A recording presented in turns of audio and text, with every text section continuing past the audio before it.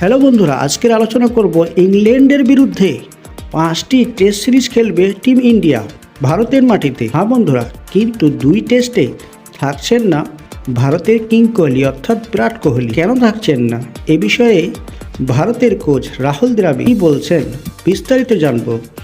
তার পূর্বে জানিয়ে রাখি, আমাদের চ্যানেলে নতুন হয়ে থাকলে অবশ্যই চ্যানেলটিকে সাবস্ক্রাইব করে আমাদের পাশে থাকবে। বন্ধুরা, প্রথম 2 টেস্টে কোহলি না খেলা নিয়ে মুখ খুললেন ভারতের কোচ রাহুল দ্রাবিড়। কি বললেন ভারতের কোচ, আসুন জেনে নিই।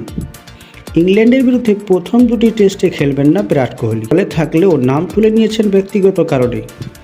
দলের অন্যতম সেরা ব্যাটারদের না থাকা নিয়ে ম্যাচের আগে মুখ খুললেন কোচ রাহুল দ্রাবিড়। তার মতে কোহলির শূন্যস্থান পূরণ করা সম্ভব নয়, তার মধ্যেই চেষ্টা করতে হবে ভালো খেলার। দ্রাবিড়ের মতে কোহলি না থাকা বাকি ব্যাটারদের কাছে নিজেদের মিলে ধরার সুযোগ। তিনি বলছেন যে কোনো দলে বিরাট কোহলির মতো ব্যাটারকে মিস করবে, এটা নিয়ে কোনো সন্দেহ নেই।